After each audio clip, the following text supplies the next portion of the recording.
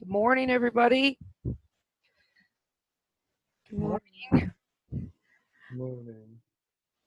So, believe it or not, this is our last official meeting time. So, we're gonna finish up reviewing for the final, and please don't forget that the final is due on Friday. I have to have my grades in on.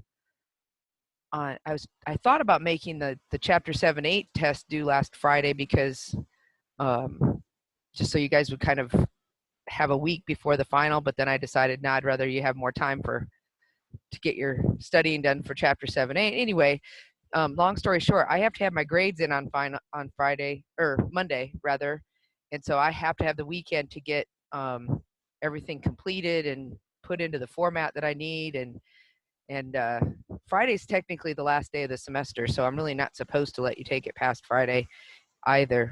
So, does anybody have any questions on any of that or anything? Questions about grades or anything? I know one person emailed me and asked me, like, what do I need on the final to get a certain grade? Feel free to do that if you want to. But did anybody have any other questions? Okay. Well, without further ado, let's go ahead and I'm going to finish up the review first, and then we can ask other questions, or you can ask other questions about other chapters or topics or anything like that. So let me get my screen shared here.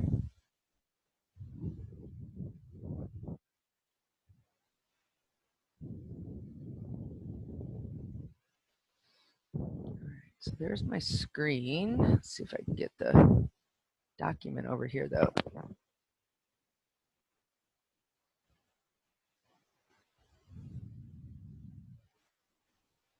Oh, come on. There it goes. Okay, so we had done through 4, and then we went down and did chapter 10. And so, and we could do more on chapter 10 if you want. I think there might have been still a couple questions on that. Anyway, you guys can let me know what you want to, if you want to do more on anything. But I can tell you, the final is, I believe it's very well correlated to this review. So if you do this review and you understand the topics on it, and I don't mean like, you exactly know the answer to number 3 is B or whatever. You should know the topics that are covered. So you should know, what all the different kinds of sampling are and that type of thing. But if you know that, you should do fine on the final. So this chapter 5 was on distribution, on the distribution tables, the probability distribution tables.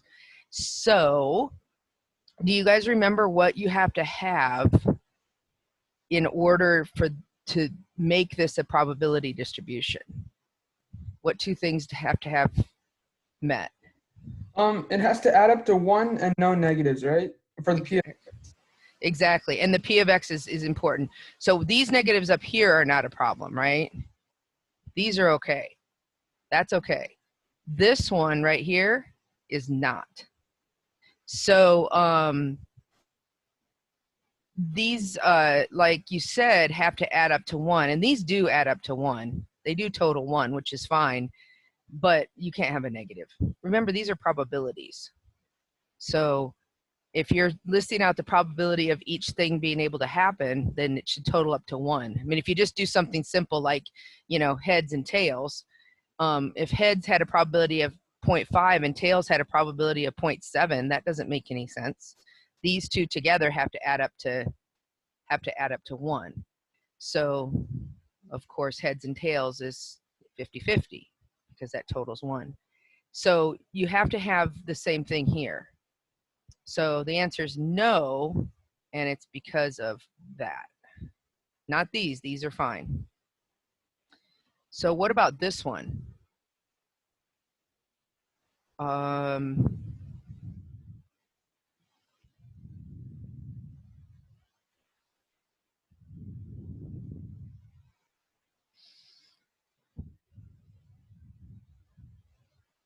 Is this one okay? And let's see, we'll put some stuff up here.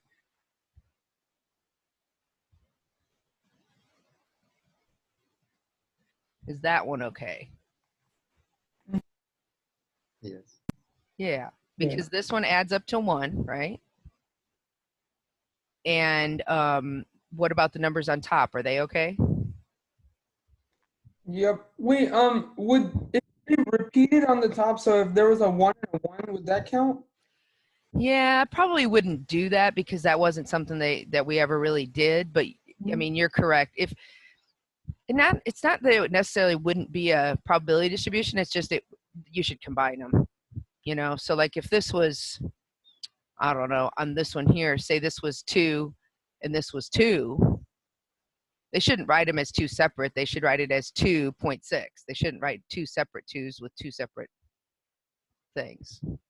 So it's not necessarily that it's not a distribution. It's just wouldn't be written right. So,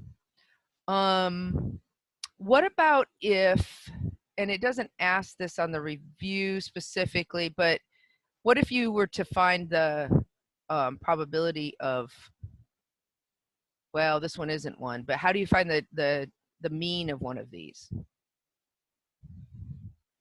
If this was.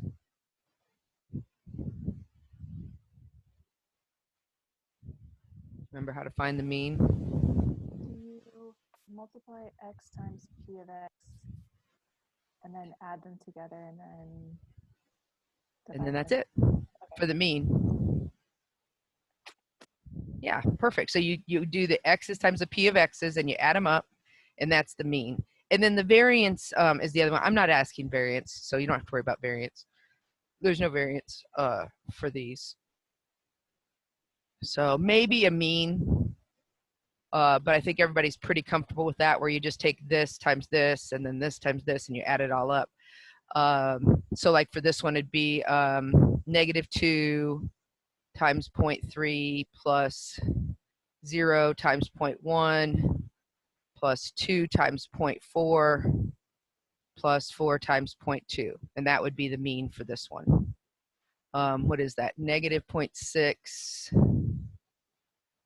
That'd be 0.2 plus 0.8. I think this is actually 1 for this one. Is that right?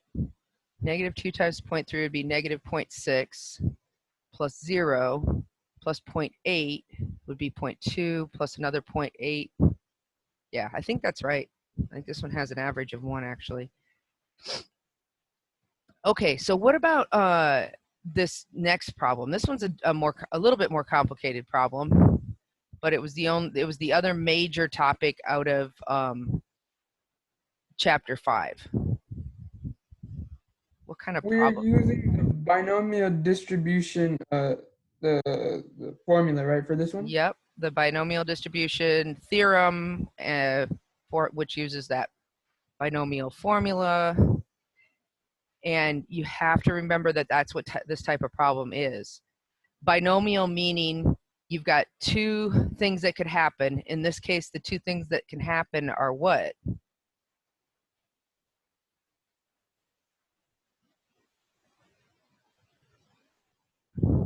They order 7 and then they get exactly 2? Right. And so what are the 2 things that can happen with a parakeet? They can be blue or they can be Non-blue? non-blue. Yep, not blue. So that's the 2 things. We're only looking at whether the parakeet is blue or not blue. They didn't talk about any other colors, just whether they're blue or not. Man, my pen.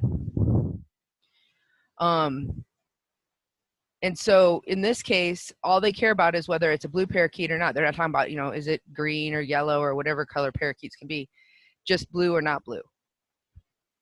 And then the 7 and the 2, the 7 is how many trials you're doing. You're getting 7 parakeets, that's kind of like 7 trials. And we want 2 of them. So the formula is, let me pull up the sheet really quick.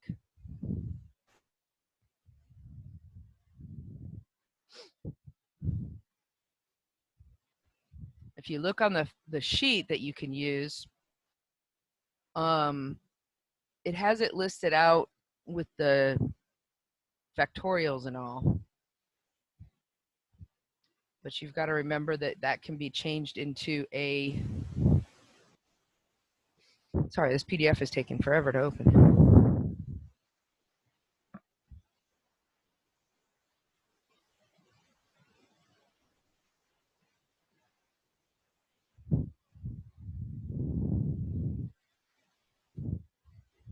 Holy cow, come on.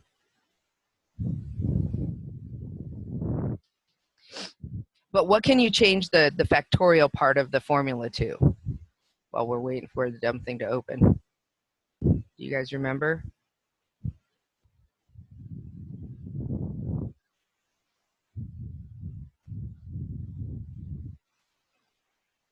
It is, why will this not open? Come on.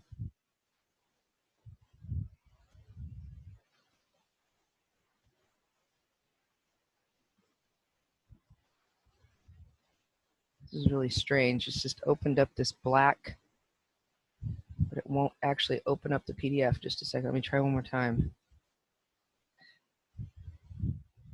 There it goes. Okay, so it's this formula right here.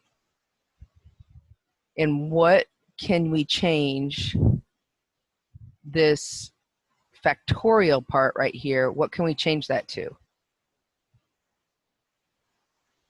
N factorial over n minus x factorial times x factorial.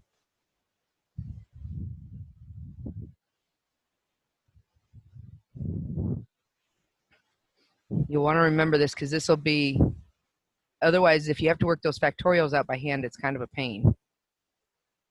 Is it like the permutation or the combination? Yeah, it is. So which one is it? It's the combination. Yeah, it's the combination. See, the combination has the n and then the n minus r, and the r, it has the two different things on the bottom, the subtraction and the regular r. That's what this formula has in it too. It has, it uses x and n, but it's the same thing. So it has n, and it has n minus x and x. So it has the two different things on the bottom. So that's a C. So you can change this part when you're computing it. You can change it to NCX, and that makes life a lot easier because you can just type this on your calculator. Okay, so let's go write that down on the problem here. I've lost the problem. What did I do with it? Here it is. Okay, so if we write the formula as the probability of x, NCX, and then the rest of the formula says x to the p, and times n minus x. I think this is what it has, isn't it? N minus x to the 1 minus p. Is that how it has it listed on the sheet? N minus x. It does say n minus x here. Well, so it would be. It says q n minus x.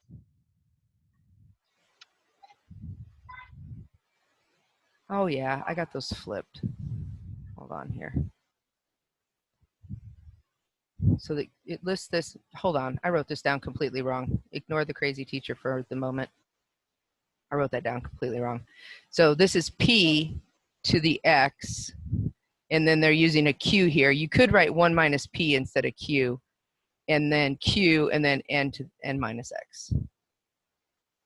So the biggest thing with this is, in my opinion, if you can remember what it is more than what the formula is, this is how many different ways you can get two blue parakeets. So it's basically saying it could be blue, blue, not blue, not blue, not blue, not blue, not blue. And then it shifts these all around. So the two blues can be anywhere. That's an NCX. That's where that comes from. And then this is the probability of any one of those happening. So the probability of getting a blue one 2 times, and then the probability of not getting a blue one 5 times. So when I plug this into the formula, what's our n in this case? How many? It would be 7, right? Yep. And then the x would be the 2. So the probability of getting 2 is 7, choose 2. The probability of getting a blue, this one's the one of the probability of getting what you want is what? 20. Yep. Wait, point Yeah. 20, right? Yep. Or point Change, 2. yep, just change it to a decimal. And then the probability of not getting a blue, I always fill these 2 in first. So 0.2, 0.8. So probability of blue, probability of not blue.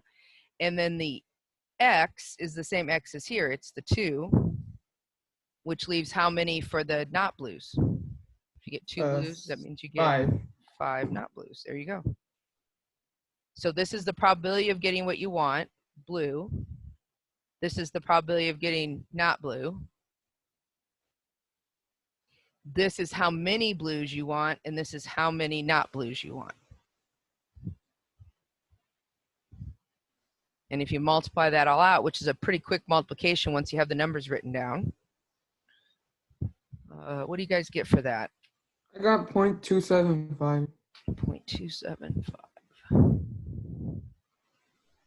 Oh. But we wouldn't make that a percentage, right?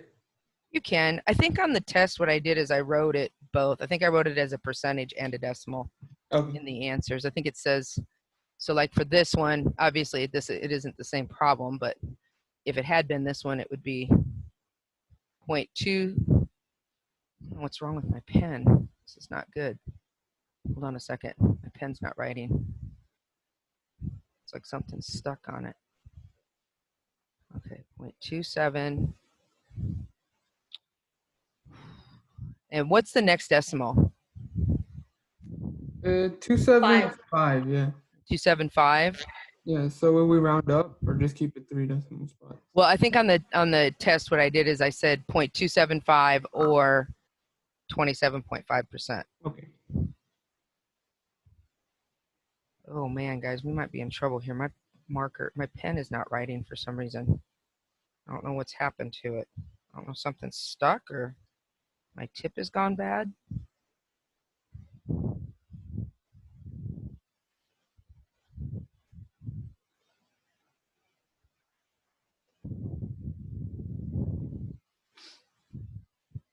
Let me move this so I'm in a different spot on my tablet, see if that helps. Come on. Okay, so is everybody okay with this one? With the 27.5%? Does that make sense?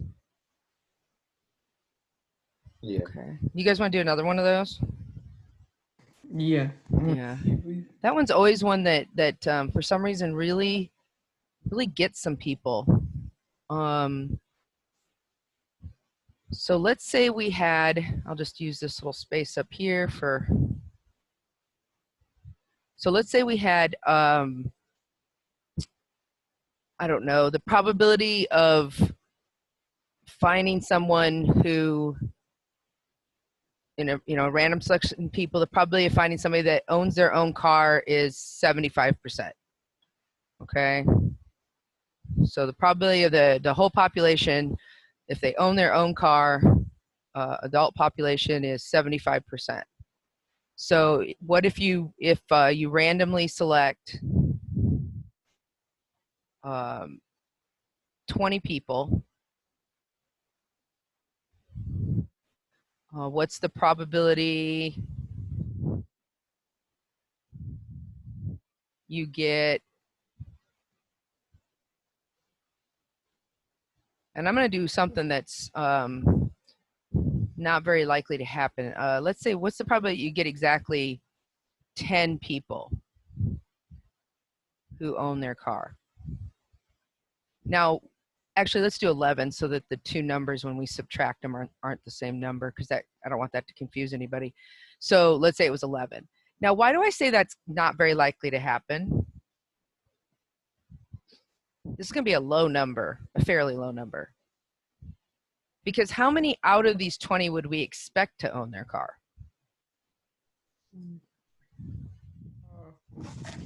1 sec. 15. Because 15? 15, yeah, because 15 is 75% of 20, right? Mm-hmm. So we'd expect this to come out 15. And if it didn't come out 15, if it was a really true random selection, we would expect it to be close to 15. So maybe 14, 15, 16, somewhere in that range would be what we would anticipate. So this is really low. And we really would expect higher than that because that's just past 50%. So this would be unusual. So this is probably going to be a fairly low probability. I mean, I'm just made it up, but I think I figured out the problem. I think I have a spot on my tablet that's bad. So as long as I don't put the problem where I have to write on that part of it, we'll be okay. Okay, so the probability of getting 11 is, what's our choose? 20 and then 11? Then 11, yep, because we're doing 20 is our number of selections, our number of trials that we're doing. We want exactly 11 of them to be that. What's the probability of them owning a car? 0.75. 0.75, which makes the Q 25. 0.25. And how many of these do we want? 11. 11, which means we want 9 of that one. 9 of those. So let me use a different pen here. But remember, this and this have to total 20. And this is how many that you want, which means these are how many are what you don't want. And then the same thing here. This is the probability of what you don't want to happen, the Q, and this is the probability of what you do want to happen, the P. So these two together have to add up to be what? To make the 20? Wait. What do the 75 and the 25 have to add up to be? 1, right? Or 1. Yep. So these two together have to add up to 1 because it's everything that can happen. The same reason that the bottom of this table has to add up to 1 because that's the only two things that can happen. Either they own it or they don't own it. And then the top number, that has to add up to 20 because this is how many of what you want, how many of what you don't want. So together that has to be the total of 20. Okay, so go ahead and multiply that out. I have no idea what this is going to come out to be. Although, like I said, my instinct is it's going to be kind of low.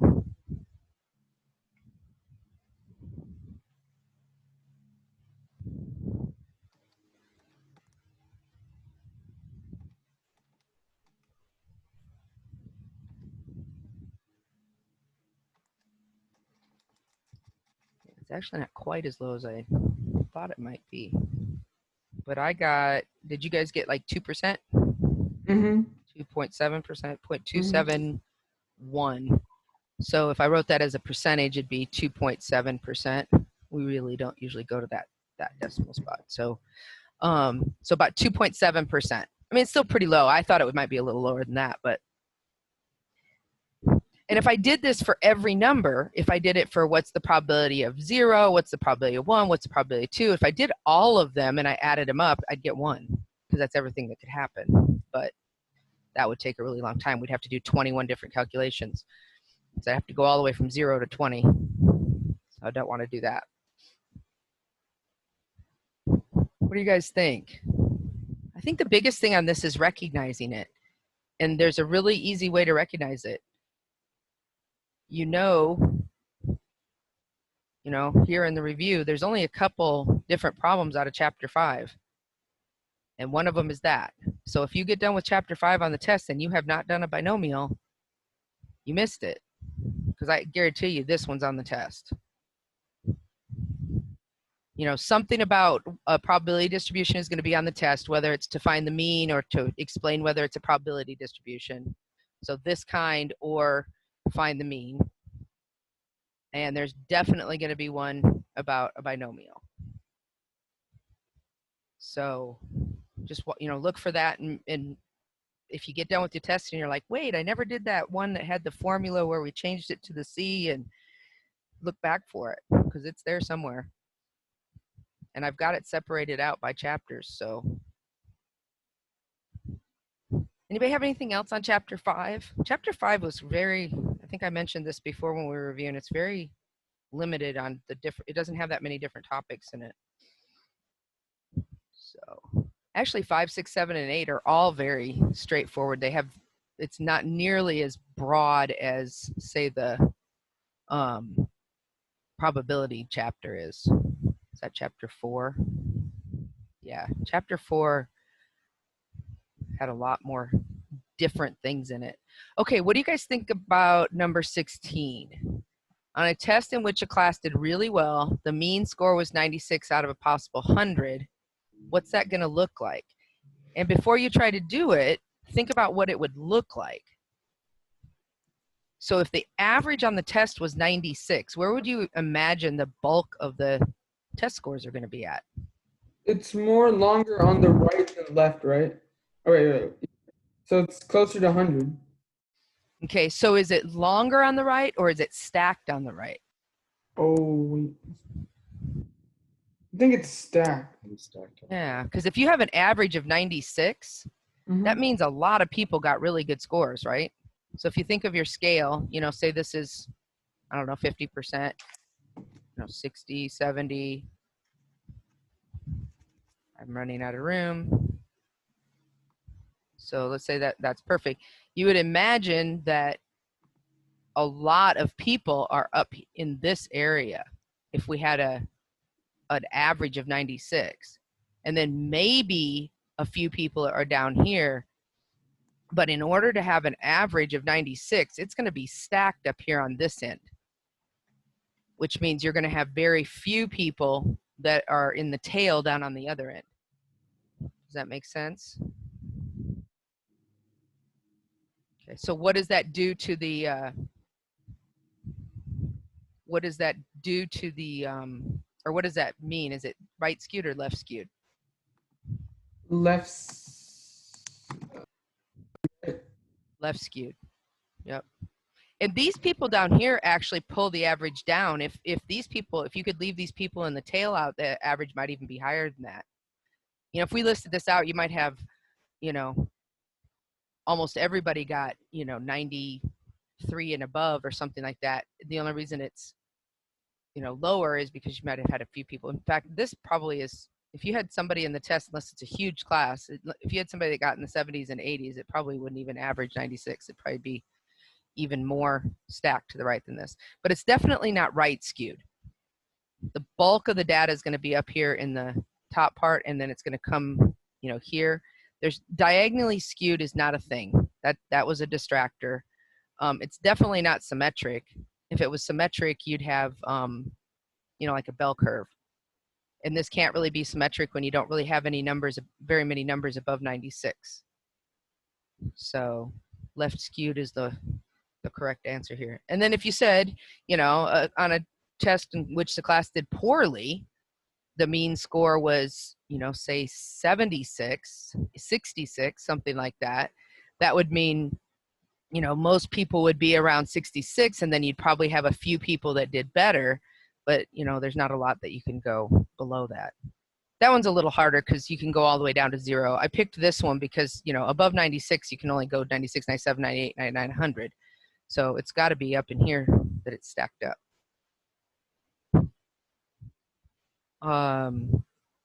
What does it being skewed, what does that do to the mean?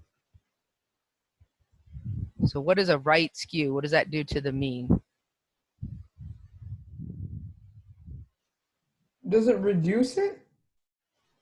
Or In a right skewed, if you had your mode and you had your mean, which one would be bigger? Or not mode, median. If you had your median and your mean, which one would be bigger?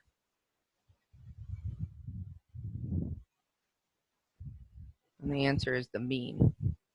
That's what the right skewed does. It pulls the mean up. And then left skewed, it pulls the mean down. So in a left skewed, the mean would be less than the median. So the skewedness pulls the data down, or it pulls the average down. So again, if let's do one here, don't worry about like what the number is, but you know, if you look at something, say like this, where you have all these things tailing off, these numbers down here, the median might be, you know, somewhere in here, but these scores tailing off here are going to drag, you know, so if this is the median, then the mean is going to be down below the median, because these scores are going to drag those down. What about in a normal curve? What do we know about the mean and the median in a normal curve, or anything that's symmetric? The mean, mode, and median are the same, right? They're in the Yep. middle. Yep, they're all in the middle. So if it's symmetric like this, which one type of symmetric is normal, mean, median, and mode are all going to be in the middle. But if it's right skewed, the mean's going to get pulled up, and if it's left skewed like this drawing, the mean's going to get pulled down.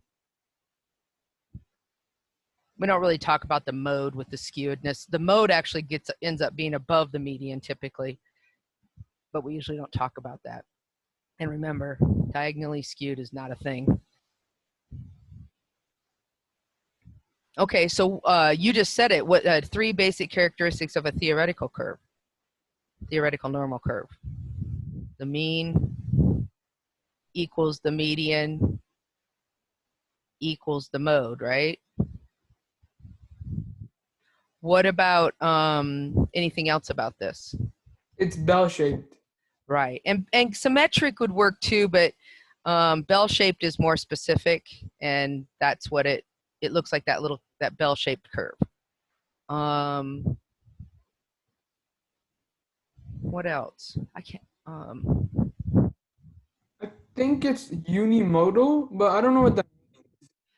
That means it only has one mode, Okay. so it doesn't go like this. It doesn't have 2 peaks on it. It has 1 peak, and so the mode is going to be right in the middle where the mean and the median are.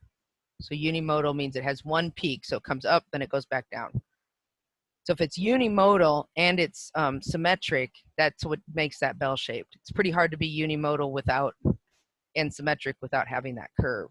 And you can do it, but what do you get? Let me clear this out. What do you get if you make it a standardized? What happens when you make a bell curve standardized?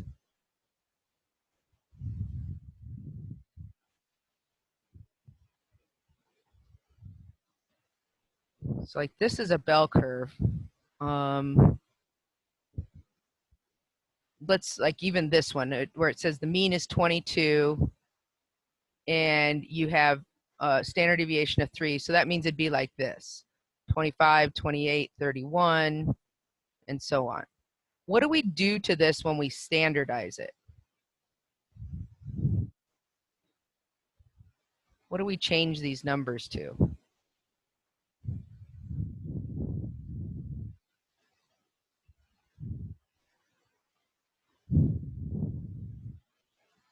Think about when you drew all your curves when you're doing like all your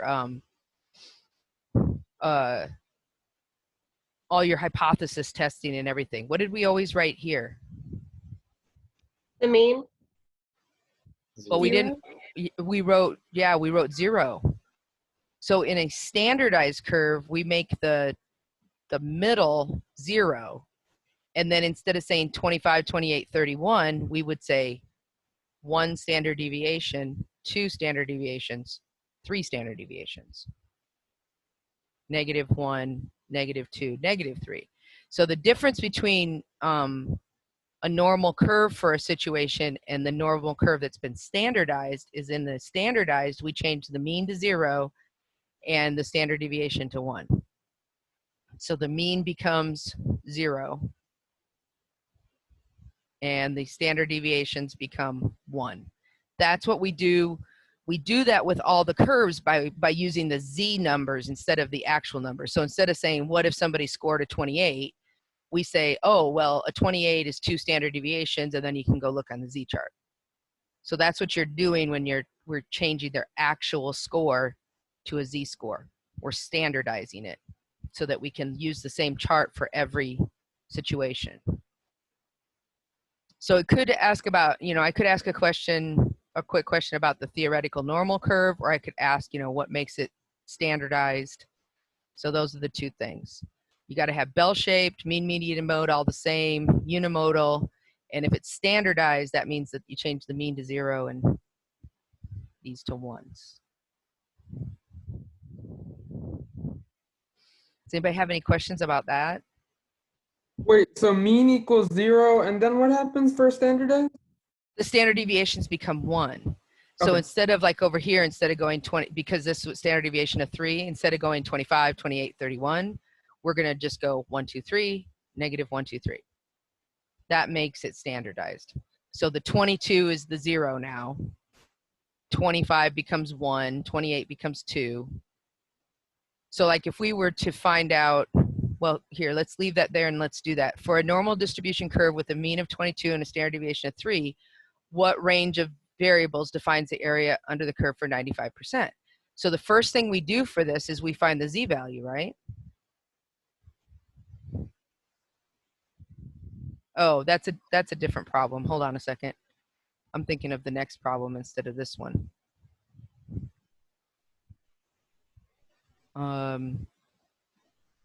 Let me add a different problem. Let me add a problem. Let's say instead of just asking that question, let's say it asked, what's the likelihood,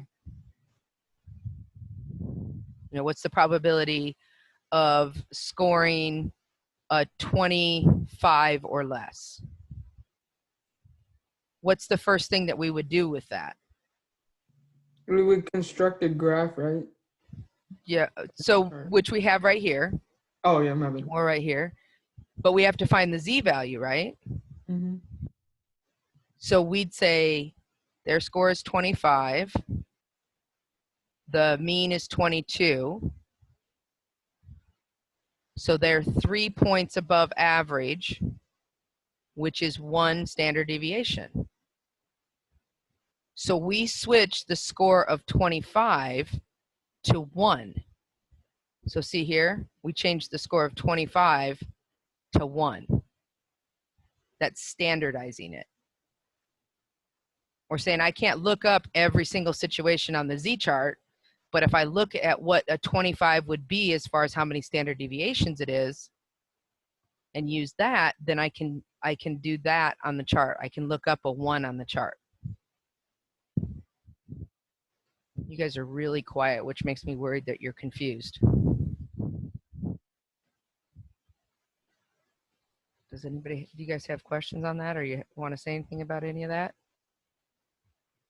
Okay, so 25, but why would we minus it off the 22? Is it because it's the mode? Yep, because it's the mean. Okay, Right my here. bad. Yeah. Yeah, the mean's right here. And remember the formula for that. We'll go down. Let me get rid of this. I was trying to keep this on the screen while we were doing the other, but let me scroll down. So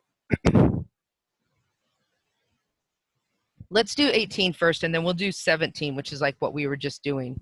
For a normal distribution curve with a mean of 22 and a standard deviation, what range of variables defines the area under for 95%?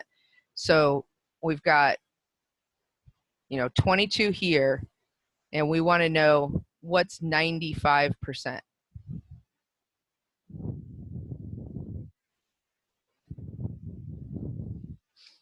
So how many standard deviations do you have to go for 95%? 2. 3. Oh, you said 2? It's just 2. Yep. 3 is 97 or 99.7%. Is 168%? Because that doesn't seem right. What's that? Is 1 standard deviation 68%? Yeah. So the Okay. rule, it's the 68, 95, 99.7 rule. So let me just draw it with that in there. So if we had a mean of 22, 1 standard deviation, 68% of the data falls within 1 standard deviation. 2 standard deviations, I'm gonna go up into the writing here, but 2 standard deviations is 95%, and then 3 standard deviations, you're going to get 99.7% of the data. Falls within 3 standard deviations. So the biggest takeaway from this is if you're analyzing something and you hear the term or you hear somebody say it's 2 standard deviations above average, that means there's only 2%, 2.5% left above that, because this 95% means 2.5 below and 2.5 above. So if somebody says they're at the 2nd standard deviation or higher than that, that means they're in like the top 2.5% of the data. And then even more than that, if you hear somebody say, oh, it was at 3 standard deviations, you know that was like, that's incredibly unlikely. That's in the top 0.15%, because 99.7, that only leaves 0.15% here and 0.15% here. Really small values. So if somebody is at the 3rd standard deviation, that's very, very unlikely. And above 3 standard deviations is even more unlikely. So, you know, like if you look at IQ scores or SAT scores or heights or anything like that, you know, somebody that would be height-wise up in that 0.15, that'd be somebody who's like, you know, 6'10", 7 foot, you know, basketball players are in that top really tall portion of the population, but it's very uncommon.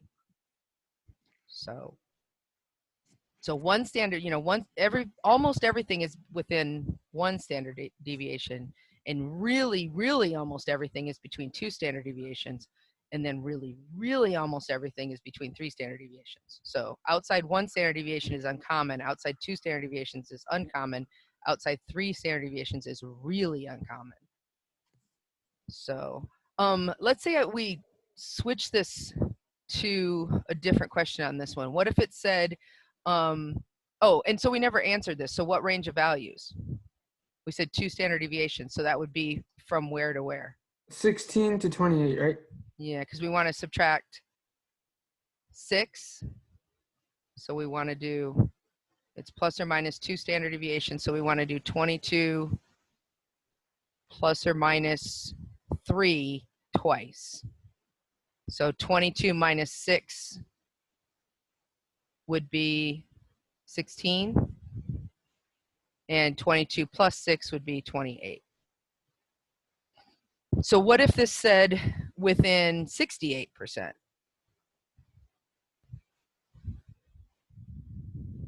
That would be 19 to 25, right? Yeah, you just go down 3 and up 3. And if I said 99.7%, that would be another 3 down and another 3 up, so 13 to 31. And for something like that, that's all I'm going to ask. I'm not going to go beyond the 68, 95, 99.7 idea. I'm not going to ask Chevyshevs. Chevyshevs is for any distribution, and I'm not going to ask about Chevyshevs. I'm only going to ask about the empirical, 68, 95, 99.7. You guys have any questions about that one? And I could ask it, you know, I could just say, I think on your other test, I just said what are the percentages, and I just had the percentages listed, 68, 95, 99.7.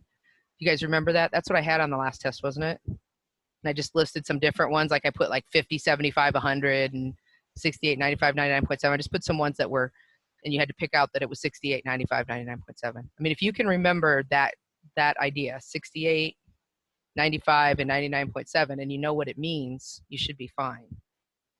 That this means plus or minus 1, this means plus or minus 2, this means plus or minus 3. Okay, so let's look at this one with the cherry tree.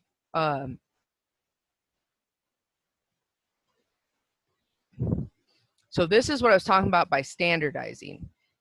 If it says the average height of the cherry tree is 11 feet, the heights are normally distributed, standard deviation 1.6, what's the probability that the tree is less than 13 feet tall?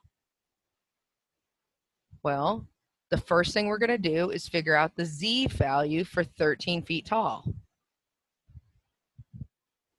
That's X bar minus mu over sigma. So what is it in this case? 13 minus 11 over 1.6, right? Yep. So that's 2 over 1.6, which comes out to be, I think it comes out nice and even, doesn't it? Doesn't it come out to be like 1.75 or something? It's 1.25, yeah. Yeah, 2 divided by 1.6, yeah, 1.25.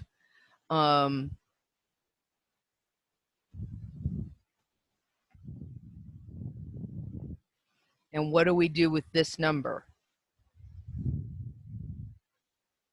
We take that to the Z chart, right? Yep, we go to the chart and we figure out what is a Z of 1.25. So Z chart 1.25, 1.21, remember the decimals, the third decimal's up here. So 1.20, 1, 2, 3, 4, 5, that's this number.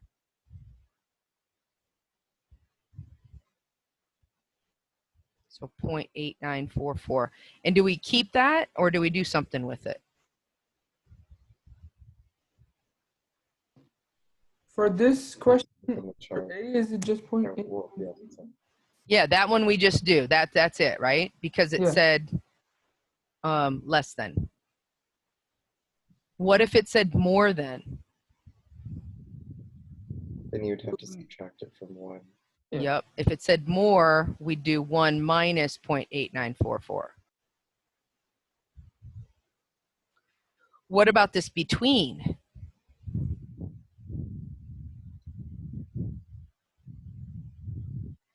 Between 10 and 13. 13 we already know, right? That's 0.8944. But what would we do to finish this one up for the between? So we- 10 minus 11 over 1.6, so negative 1 over 1.6. Got it. So this is 11 is in the middle, and we want to know the probability that you're between 10 and 13. So we're trying to figure out, you know, the probability that you're between these two numbers. So it's probably going to be, I mean, when I look at that, I'm thinking, yeah, looks like it's around 50-ish%, maybe a little more, a little less, but it's not going to be like 90%. Okay, so let's figure out the Z for the 13, or for the 10 rather. So 10 minus 11 over 1.6. Make sure you put the 10 first. It's going to come out negative because that's below average. You know, so 1.25, that's because 13 feet was above average for a cherry tree, so we got a standard deviation that was positive. This comes out to be, it's -1 divided by 1.6, 625. Negative 0.63. Can we round up or? Yeah, you have to round up because the chart only goes to 3 or to 2 decimal spots. So you have to say negative 0.63. And what does that give us on the chart? And what do we do with it? 2643.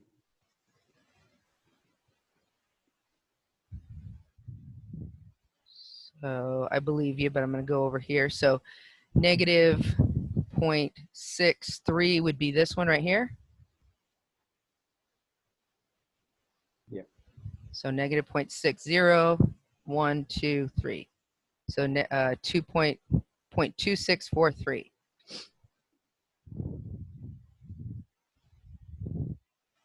Point 26. Oh, it's definitely my tablet. It's not like me writing down in the bottom corner of it like that. Okay. And then we already had this number. So what do we do with those two numbers? We subtract them. So I take this minus this, and that'll give us, because this number is from here down. Let me do a different color. So the first number is from here down. The second number is from here down. So if I subtract this minus this, I'll get this blue shaded part left over. So I take the 8944 and I subtract the 2643. and I get 0.7301. Is that right? That's right. Yep. It's a little higher than my picture looks like, but it's not, it's within reason. I knew it was not going to be close to 100%. It wasn't going to be less than 50%. So that seems like a reasonable answer for what I have drawn. So on these, it's going to either ask less than, more than, between. Let's do another one of those. What if, go ahead. For the one that we just did, isn't it 0.6. 0.8944 minus 0.2643? What did I write? Just a I second. got 0.6301. Did I Yeah, subtract wrong? Okay, so Seven. tell me what so it was 0.8944, uh-huh. and then Right. it was 2643. 0.43. So So I it's got 0.6301. Yeah, I put 7 here. It should be 6. Yeah. Yep. That seems to fit more with what I instinctively thought it should be, so that's good.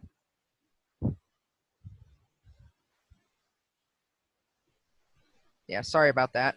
That's why I always say, tell me if I'm wrong. I really do want you to tell me if I'm wrong, because I'm trying to talk and write and calculate all at the same time. And chances I'm going to make a mistake are very good. All right. So let's do another one. What if I said, I don't know. I'll just do something that's easy to make up. So say the score on the average on a test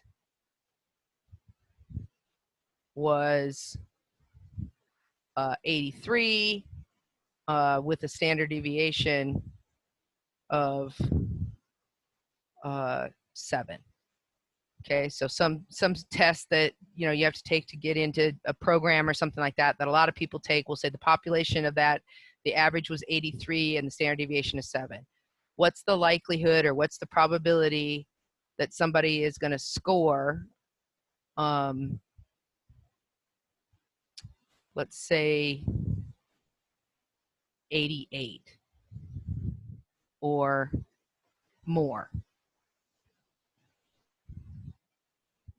So what would we do with that?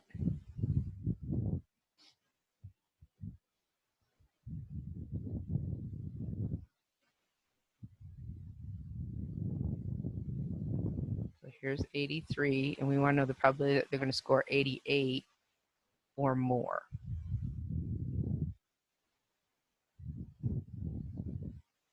So what do we do first?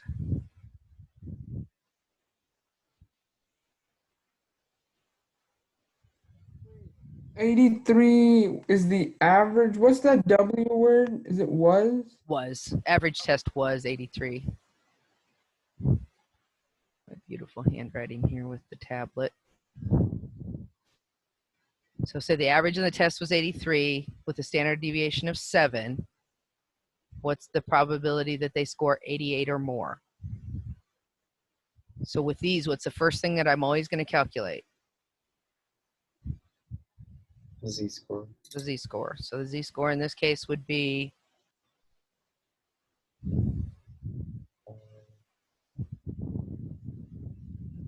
88 minus 83. over 7.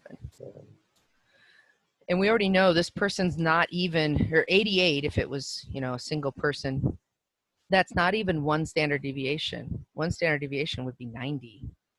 So, this isn't even a full standard deviation. So this is going to be 5 over 7, which is 0.714.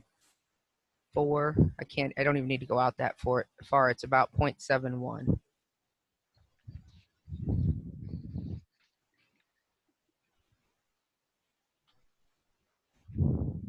So if I go to 0.7611. so if I go to the chart, Go to this side, 0.71, that's the 0.7611 that you just said. So from the chart, I get 7611.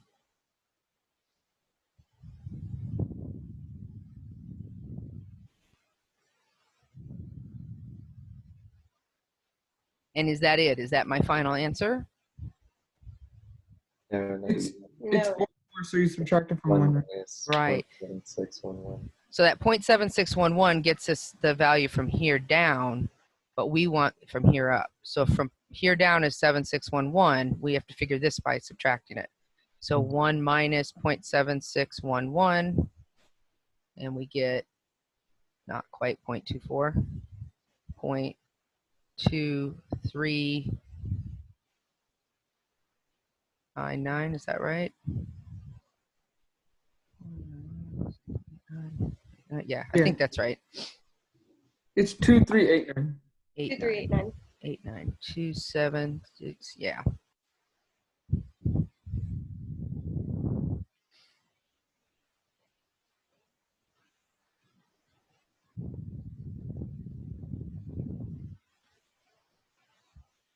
Yeah, carry the 1819. Yep, that makes more sense. Okay, so let's try another one. Let's just throw a different one up here.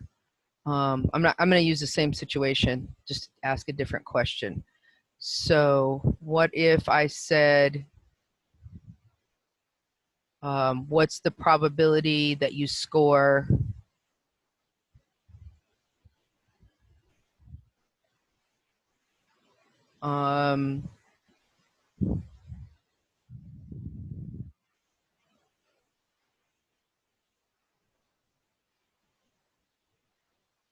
what's the probability that you score 75 or more? So what would I do for the calculation for that? So 75 minus 83 over 7. Okay, so 75 minus 83, because this is X bar, so the actual score we're looking at, minus the average, the mu, divided by the 7. So we're saying average is 83, and you want to know the probability that somebody scores a 75 or better. So before we do it, instinctively, is that going to be a smallish number or a big number? I mean, in comparison to being between 0 and 1. Smallish. Wait. 0 and 1. Look at the area that I just covered, 75 or more. Big. That's gonna be pretty. That's gonna be pretty close to 1, right? Okay, so this is negative. What?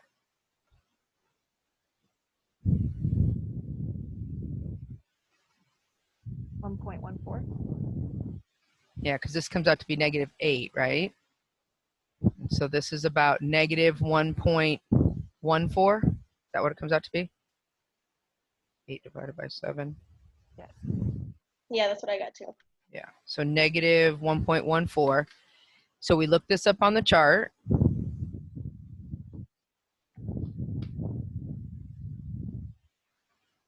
Negative 1.14 is going to be up here. Negative 1.10, 1, 2, 3, 4. That's this number right here. So I got 1271.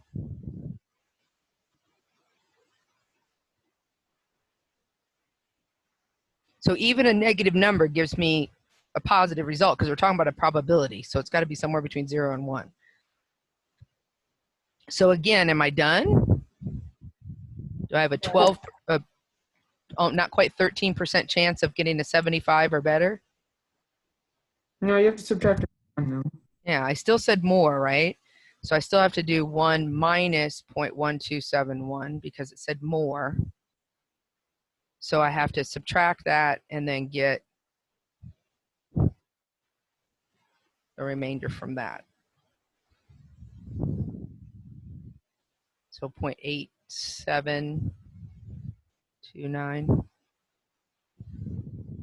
because it says more. And that fits my picture again. I knew this was more than 50% because it was below the average and then shaded to the right. average and above, average and below is going to be 50%. So if it's below and then all of that area, it's got to be more than 50%. So there's an 87.3% chance that somebody's going to get a 75 score or better.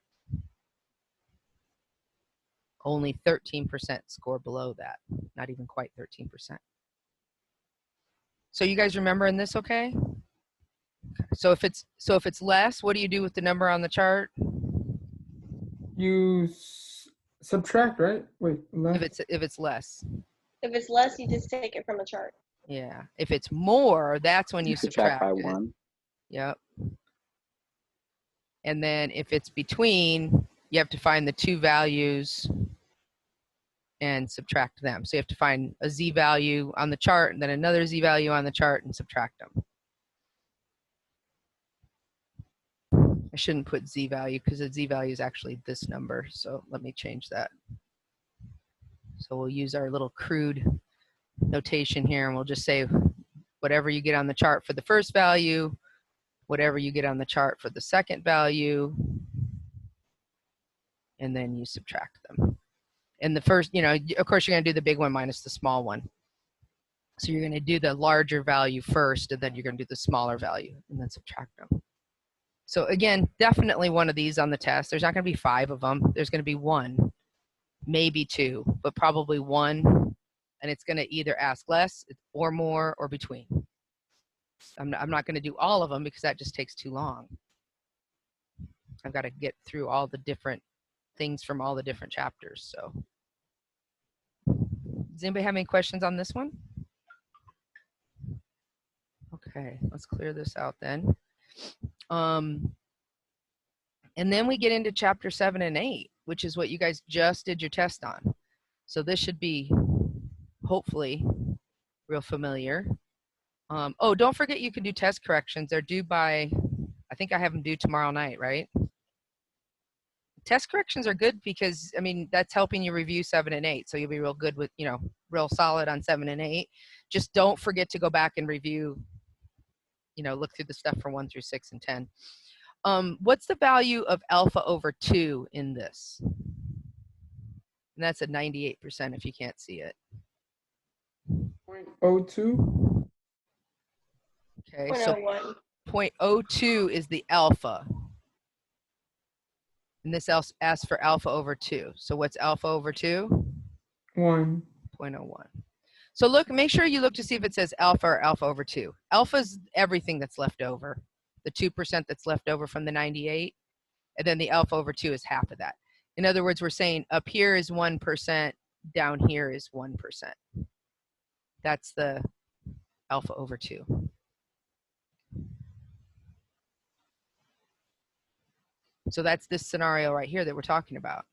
When we say 98% confidence interval, we're saying there's only a 1% chance that our average lies above this confidence interval and only a 1% chance that it lies below. So we're 98% sure that it's somewhere in between this confidence interval that we're going to compute. I'm going to scroll this up since I'm having problems with that bottom part of my tablet. Okay. So, a food snack manufacturer samples 41 bags, weighs their contents. The sample means 12.7 and the sample standard deviation 0.6. Find the 98%. What do you have to do when you're looking at a confidence interval? You have to figure out whether it's the sample of the SD or the standard deviation of the population, right? Right, and we know this is a mean, right? It's not a proportion. So like you said, now we have to decide, did they give us the sigma or the S? So which one did they give us? It says sample standard deviation, so Yeah. And I'm not gonna try to be tricky. Like if you know what to look for, you should be able to find it. So the sample standard deviation is 0.6, which means we're gonna be doing S, or we've got the S, which means we're gonna be doing a t-test. T with degrees of freedom equal to what? 40. Got it. And then we're ready for the formula. So the formula is X bar, and this is on the sheet. You don't have to memorize this, but it's X bar minus T sub alpha over 2 times S over square root of N. That'll be less than our mean, will be less than X bar plus the same thing. So what is our X bar?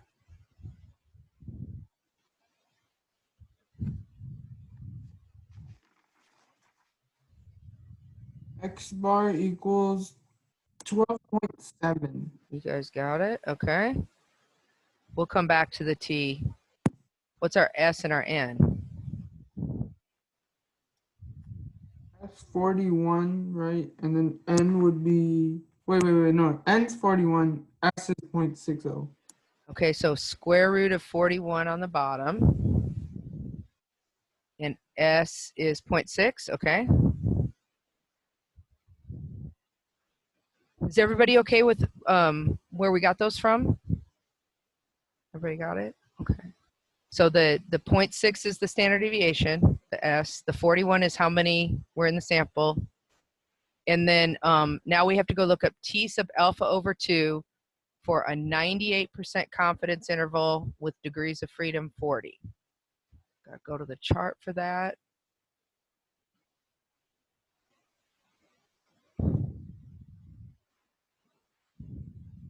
Not the Z chart, thank goodness. Okay, so we're gonna go 98% confidence interval, T or a DF of 40, which is way down here. So this one, 2423, again, 98% confidence interval, come down to our degrees of freedom being 40, 2.423. And then you just have to compute it. I mean, that's the hard part is getting all those numbers in place. Wait, so if it has sample and like standard deviation in the same sentence, even for chapter 8, would that be considered a t-test? Mhm. Okay.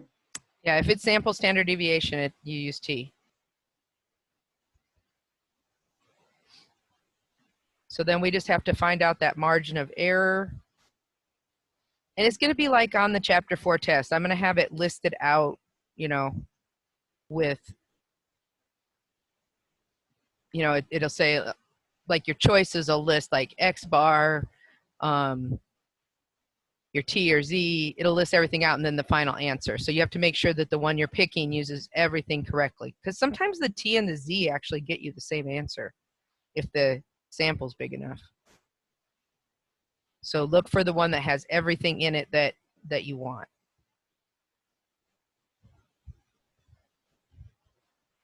All right, so I got 0.23 for this part.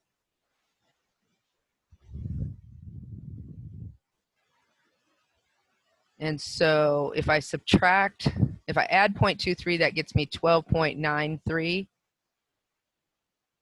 And then if I subtract it, I think I just said subtract, but I meant add.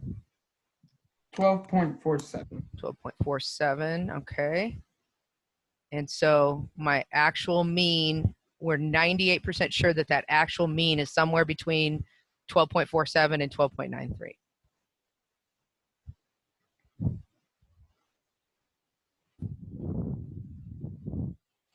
You guys okay with that one?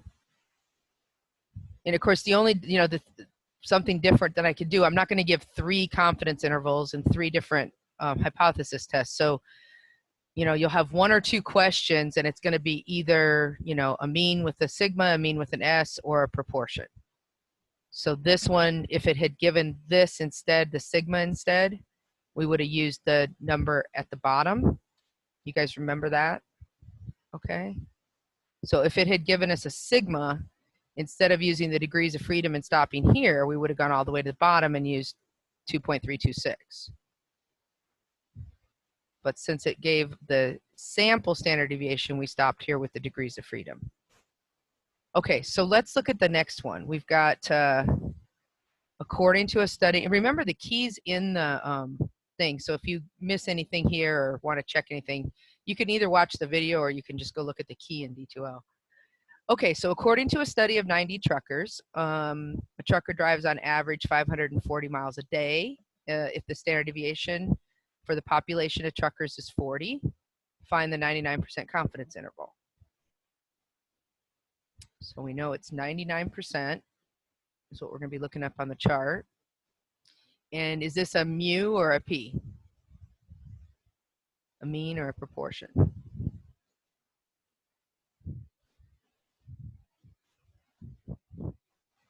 Mean? Yep, it's another mean. So I would guess since we just did one with S, this is probably not going to be an S one again.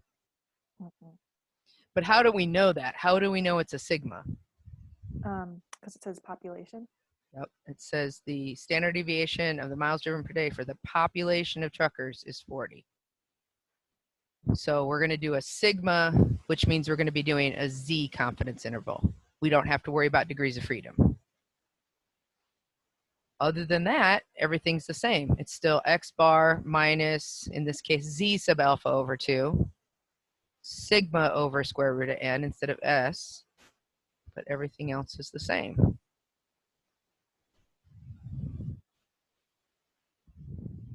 Okay, so sigma is, or I'm sorry, X bar is what? 540. That's the 540, perfect. We'll hold off on the Z sub alpha over 2. We have to go look that up on the chart. What's the sigma and the n? 40 and square root of So 40 is the standard deviation. And then you said what was the square root of n? square root of 90. And that's because it said a study of 90 truckers. That's your n. This is your average. Actually, it's not mu, it's X bar. To figure out your n, you're just looking for like, you're looking close to basically the details of what the word problem is saying. Right, the n is how many in the study. Okay.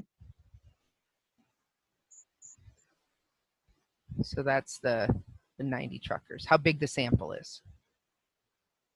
And then the sigma is, of course, the standard deviation.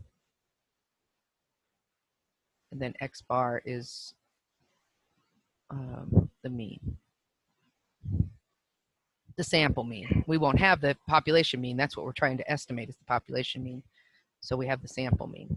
Okay, so now we go to the chart and we're doing 99% Z, which means we don't have to worry about degrees of freedom. We just go all the way to the bottom. So 99%, that's way over here on the right. Yeah, so 2.576, perfect. So it's this number all the way here at the bottom. 2.576. Right.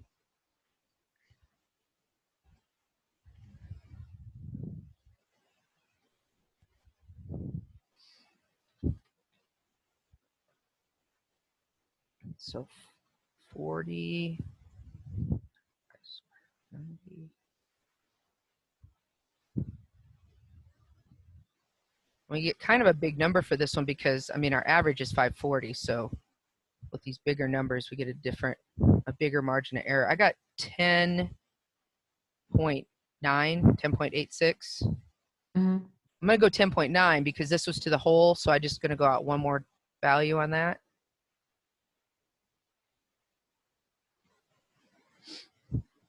Again, you know, you're looking for the correct answer to select. So it'll already be, the rounding will be taken care of for you. You don't even have to worry about it. So 540 minus 10.9, get 529.1. So we're 99% confident, which is pretty confident, that the average trucker drives somewhere between 529.1 miles per day and 550.9 miles per day. That doesn't mean all truckers drive between that. We're saying the average truckers, the average of all the truckers. So of course, there's going to be some that are more and some that are less, but we think the average is somewhere between here.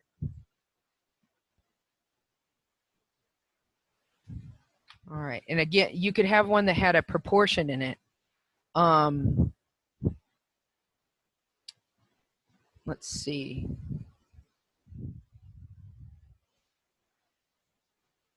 Let's do 21 and 22, and then maybe we can make one up with a proportion if you guys want to.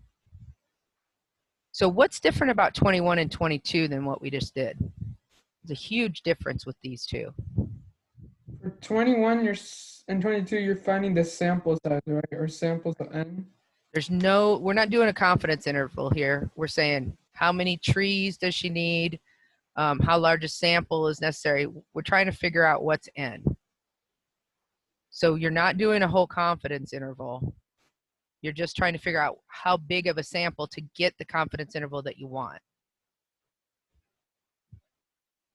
So this is mean, and this is proportion.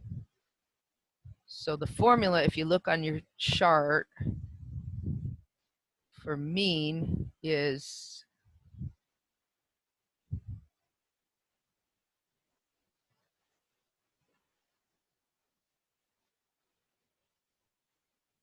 this right here, n equals z sub alpha over 2 times sigma over e squared. So it's this formula right here.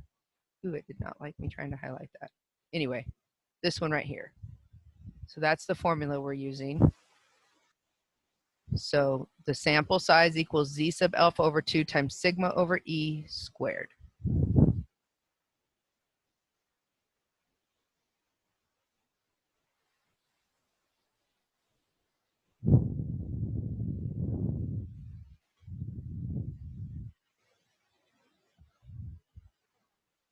Okay, so how am I going to get what's the sigma and the e? Let's fill that in first. Sigma is the standard deviation of the population, so 35. So this is And 35. The E is the margin of error, right? So 20. Yep. So we want to be within 20. In other words, when we do our confidence interval, we want this plus minus thing. Whoops, I put the plus first instead of the minus. So when I do this, plus minus, I want this to be, minus no more than 20 plus no more than 20. I want that to be so that my plus and minus are no more than 20. That's what I'm trying to make here. And so what do I get for my z sub alpha over 2? It's a 95% confidence interval. So that would be 1.6. Yep. So I go back to that chart, and it's 95%. It's a z, because of course I can't use degrees of freedom. I don't know my sample size.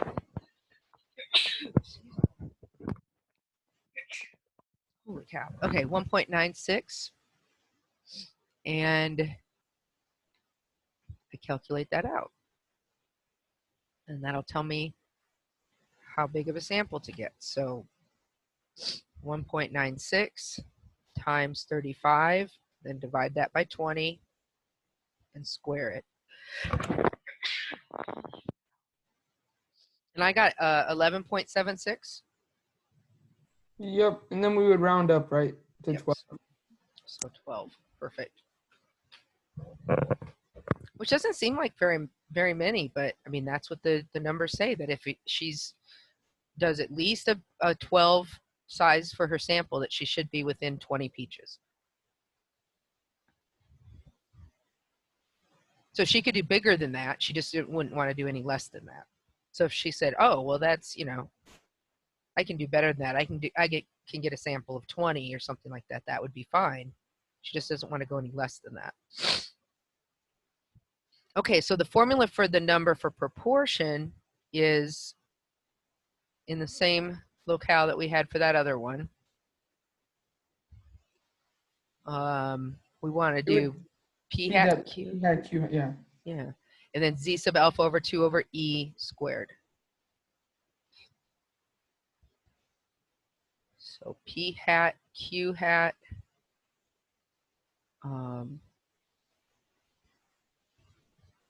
This is n, or not n, ZA squared or ZA. yeah, z.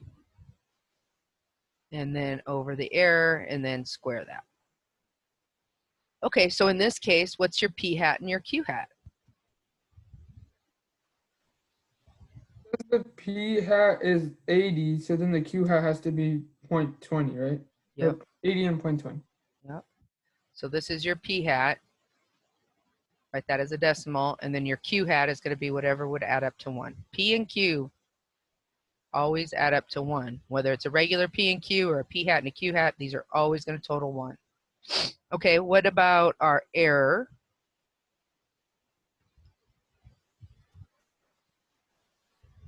Um, 0.03 because you had to change it to a decimal, right?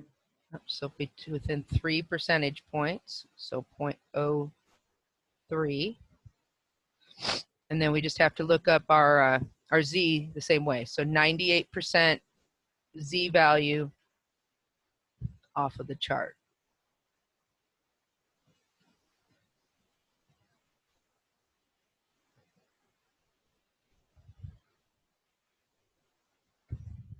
So 98%, which is 2.326.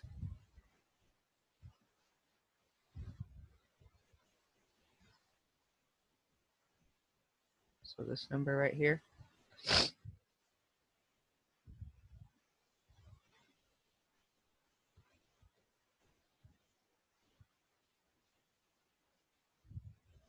And then you got to calculate that out.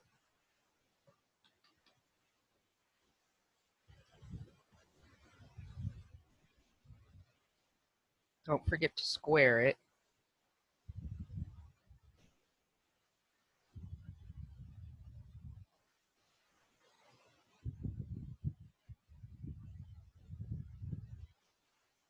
That's what I got. Is that what you guys got? I rounded up to 962. Right. So since we got 961.8, we're going to do 962. Again, this is not because it's bigger than 0.5. We always round this up. So even if this had come out to be 961.1, we would still say 962. And same thing here. If this had come out 11.2, we still would have rounded up to 12. So you always round these up.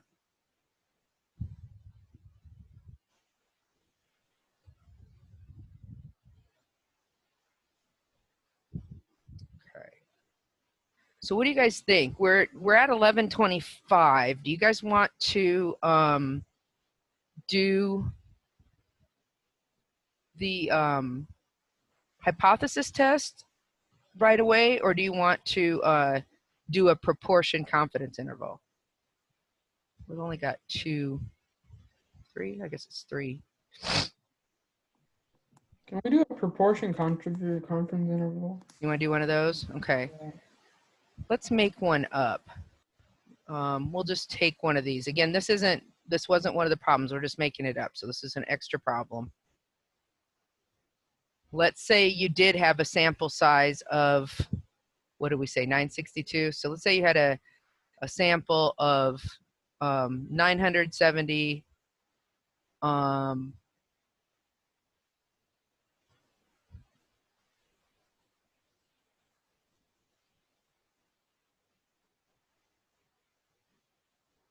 and you found that, I'm kind of going off of this, but I'm not using that problem. So let's say you had a sample of 970 women, and you found that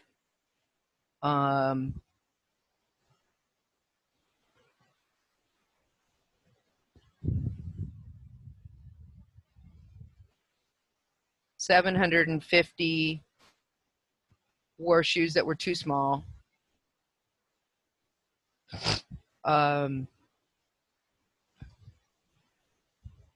We'll do the 98% confidence level again.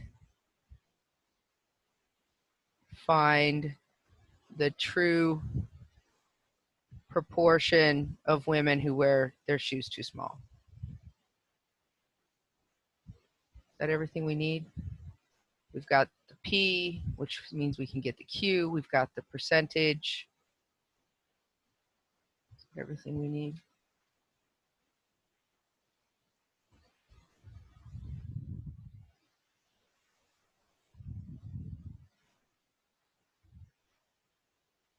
If this is our formula.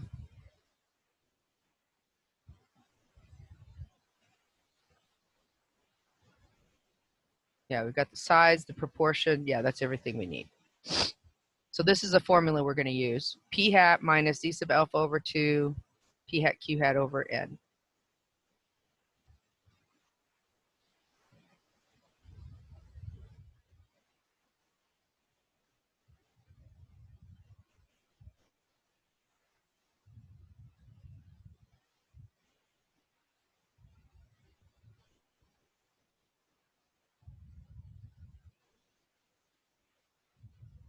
Okay, so what are we going to put in there for P hat? It doesn't actually give it, but it gives us enough information to find it. 750 over 970. Yep, so 750 over 970. So in this sample, we've got 0.773. That's our P hat.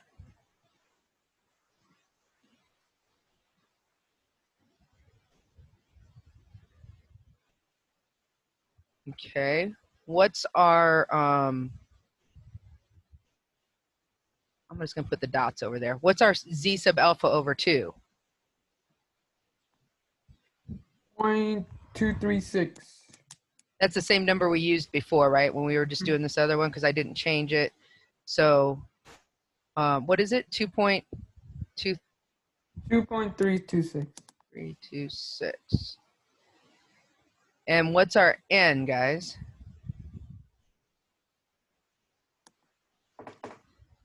Uh, 970. 970. And then we got to figure out our Q, because our Q is going to be the difference between 1 and our P. So 0.227, so that these two add up. And whatever I get here, I'm going to add over here. I didn't rewrite it all down, but it's going to be the same number. So 773.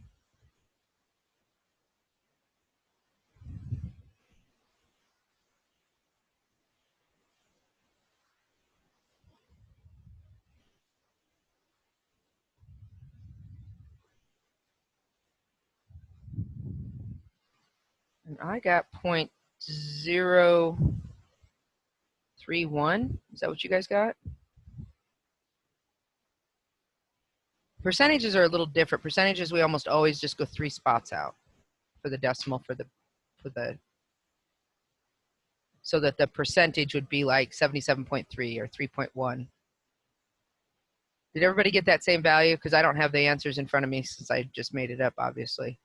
Yeah, I got that. Too. Everybody got 3.1? Okay. And so the true proportion from this sample that we would be estimating is somewhere between 0.742, is that right? And then wait. 7, actually 0.8, right? 804. So 0.808. So we would be 98% confident that the true proportion of women that wear their shoes too small is somewhere between 0.742 and 0.808.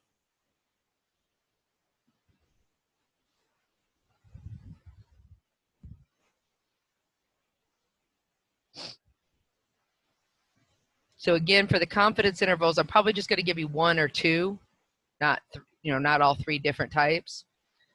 But it could be the proportion, the mean with the sigma, or the mean with the S. What do you guys think? Okay with that?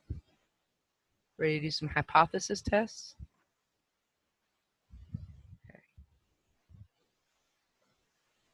All right. So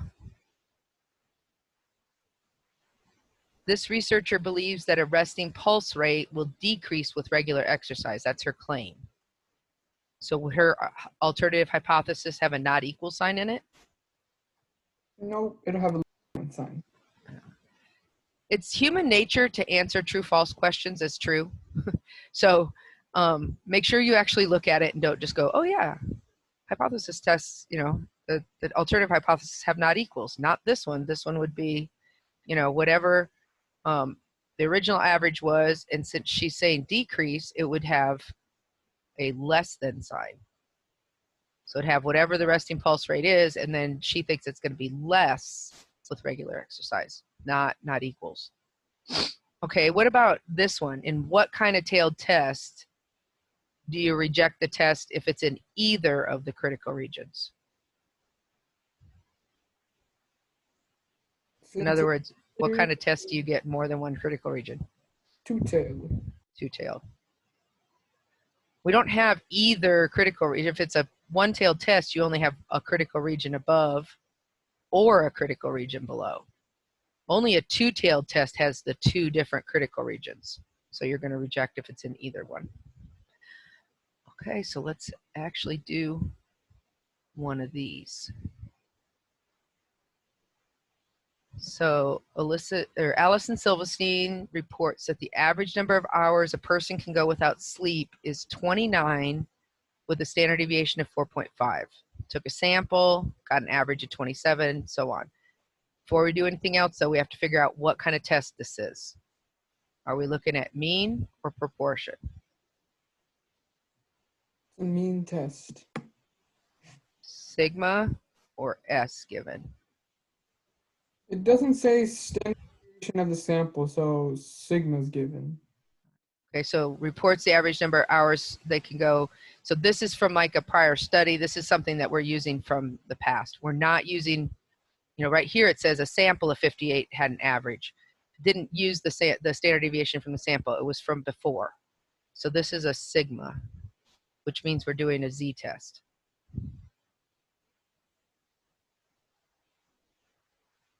Okay, guys, what's our null hypothesis?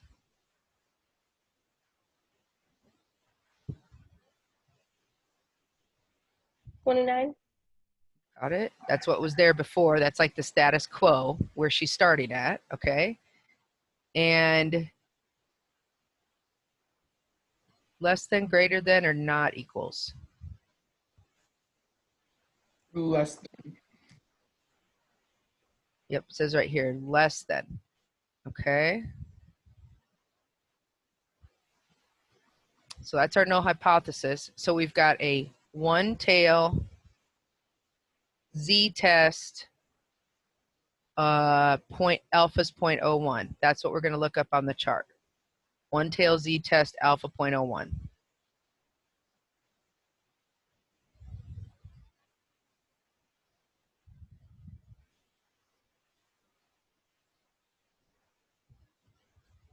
One tail 0.01, and then so one tail 0.01, and then go all the way to the bottom here.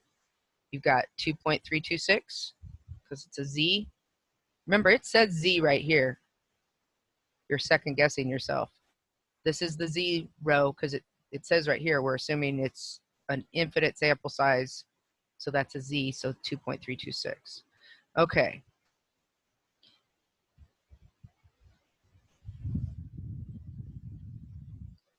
Where would I put that 2.326 at? Negative side because it's a less than. Got it. And then we do our test value. So to get the z, we're going to do x bar minus mu over sigma over square root of n.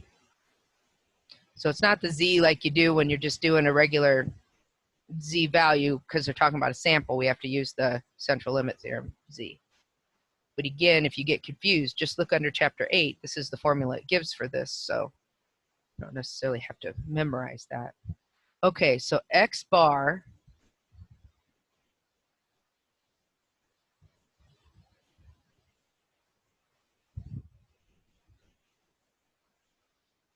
is what? 27. Yeah. 7. Okay, good. I like that you guys are not mixing the x bar and the mu up as much anymore. Okay, and what's the mu? The sample mean? 29. And the mean, it says right here, mean is 29. I mean, you kind of gave it to yourself right here. And then sigma 4.5. And what's our n? 58. 8 people. Perfect. Okay. So we just have to figure out what this is. I mean, since it's a less than and it's negative, doesn't it like give us that the smaller number goes first already? Yeah, that's true. Because if she had gotten a bigger sample, she would have just stopped her hypothesis test right there.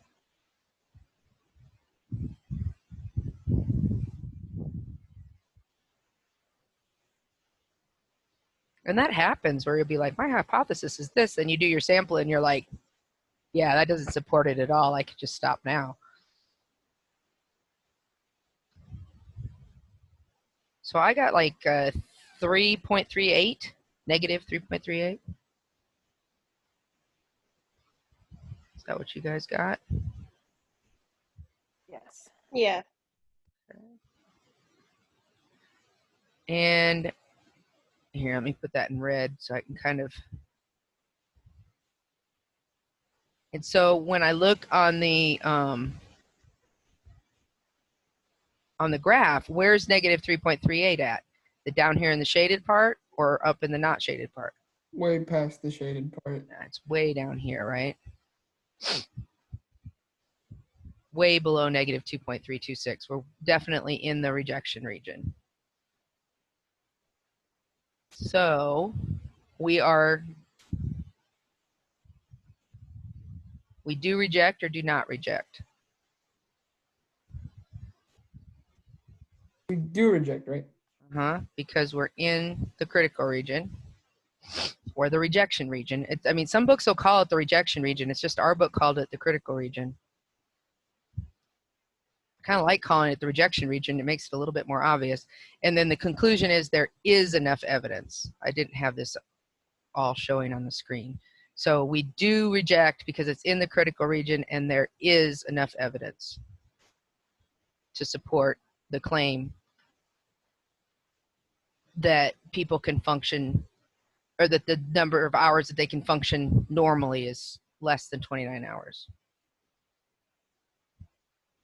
You guys might be doing some testing on functioning normally during, how many hours you can function normally during finals week right now, huh?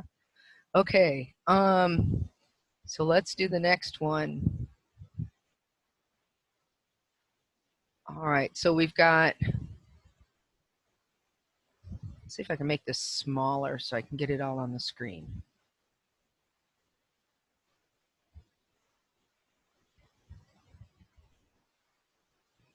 There we go. Okay, so used car dealer says the mean price of the Honda Pilots is $23,900. Obviously, this was a while ago.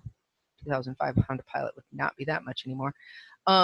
You suspect it's wrong and find that a sample of 14 has this average with the standard deviation. Do you believe the mean is different? So is this a mean or a proportion problem? Mean problem. Mean, so we're not worrying about proportion. So then we have to decide if it was sigma or S. It's S because the sample and the standard deviation are in the same sentence. Now it says you suspect this is wrong and find a simple random sample that has a mean of this and a standard deviation of this. So this is indicating this is from the sample. So it's an S, which means we have to do degrees of freedom.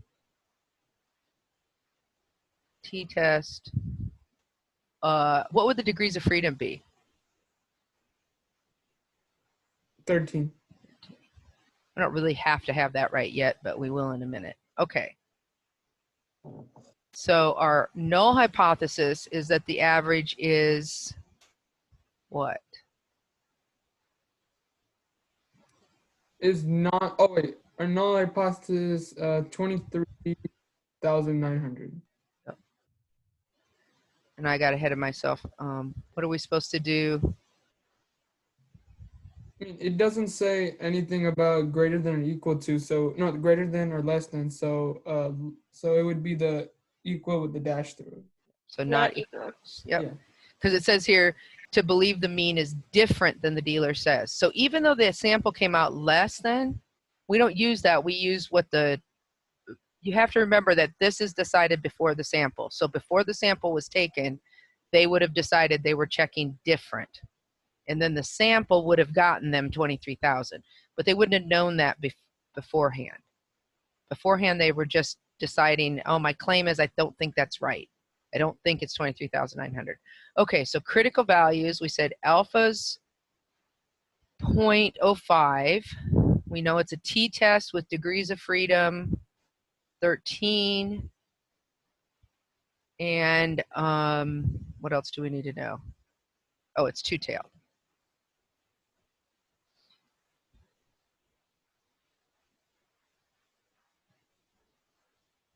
All right, so degrees of freedom, 13.05 two-tailed.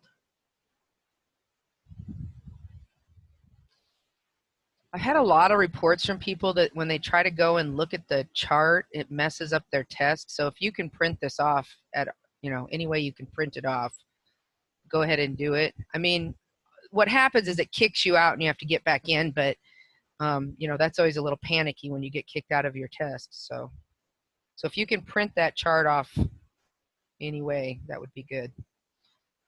Okay, so degrees of freedom, two-tailed, 0.05. Degrees of freedom, 13. Are you guys getting 2.160?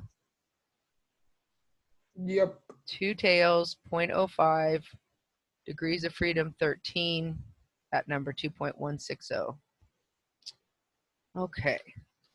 So 2.160 and negative 2.160. So we're going to reject if it's below negative 2.16 or above positive 2.16. Obviously, this one came out below. It's going to be a negative, but it could have been either. Okay, so x bar minus mu over sigma over square root of n.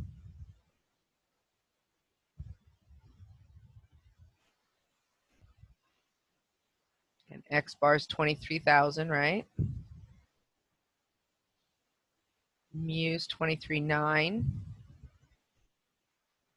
Standard deviation is 1113. And n is 14.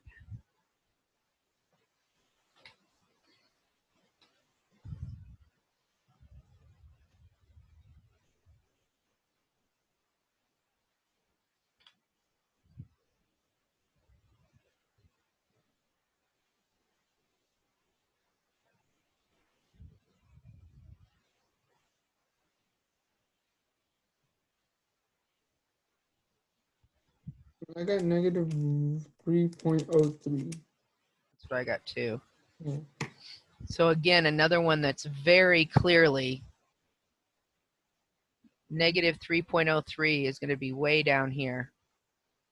So that's definitely in the critical region, right? So we do reject the null hypothesis because we are in the critical region and there is enough evidence to support the claim that the mean price is different than 23,900. Remember, you can't change your claim now. You can't say that the claim, in the claim that it's less than, even though you got a negative, you can't say that because you were testing that it was different. All right. So that leaves us with one hypothesis test because we already did chapter 10. So it just leaves us with this one hypothesis test. Wow. Let's get rid of this because this is the wrong, it's all fitting into the right blanks, but it's not the right problem. Okay. Hold on one second. I'll be right back. Go ahead and start working on that if you want to. I'll be right back.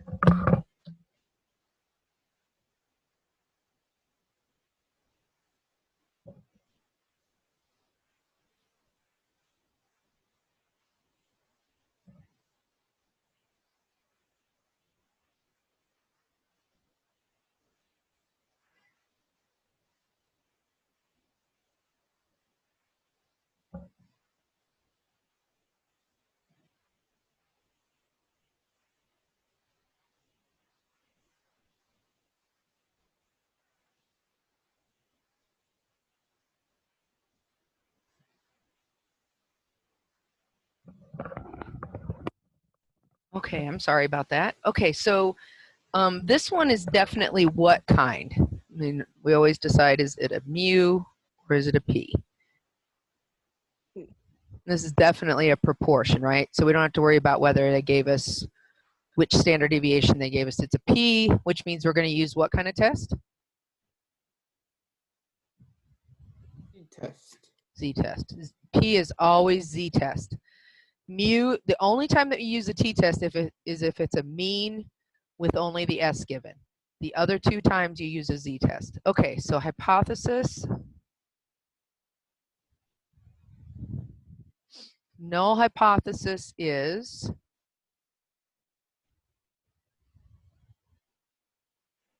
that the proportion is what? 0.43. 0.43. And you can put 43%. It's technically okay. What do we have for a claim then? Greater than. More than.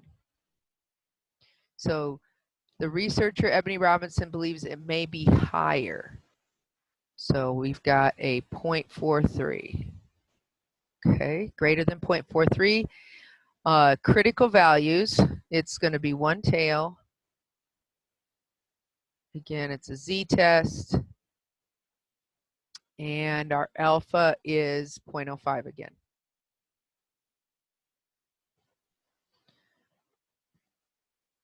So one tail Z-test 0.05. What's that come out to be? Is that the 1.96? No, that's if it was two tail, I think. It's 1.645. 1.645.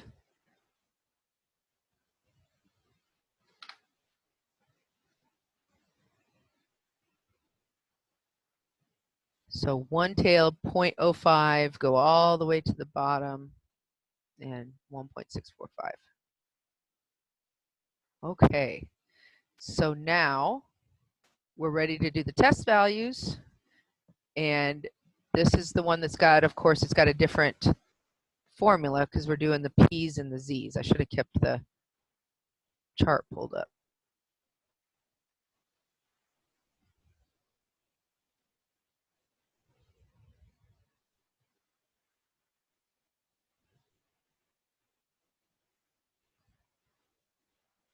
Okay, so the Z-test for proportions, that's the P hat minus P over square root PQ over N. That's the formula we're going to use.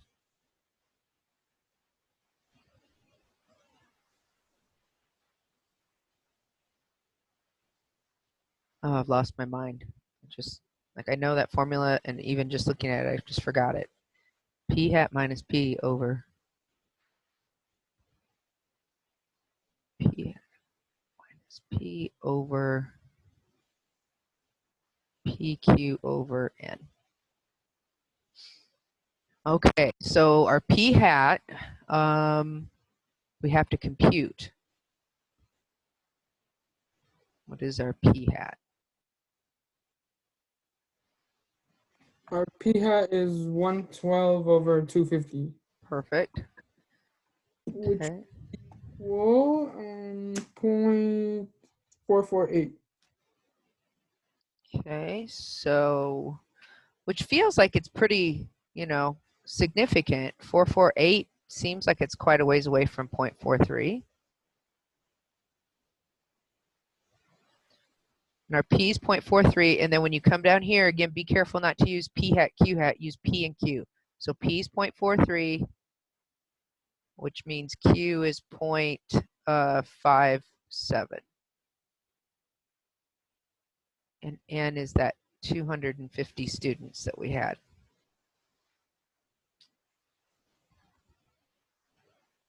So we're going to do 0.1018 divided by whatever the answer on the bottom is.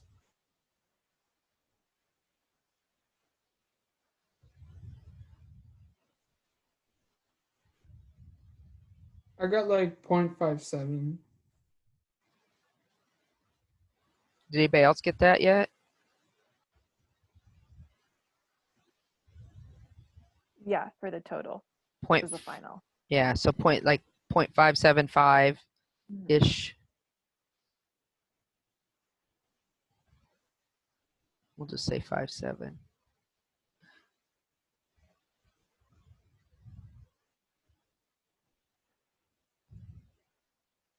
Ugh, I erased it so I could change the color and then did it back with the same color. Okay, so 0.57. So where does that fall in the scheme of the picture up here?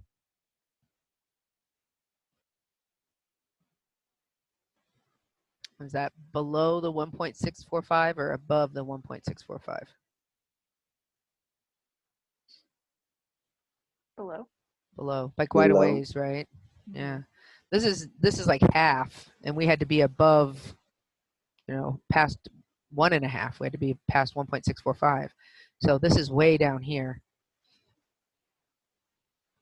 So we reject or we do not reject? Do not.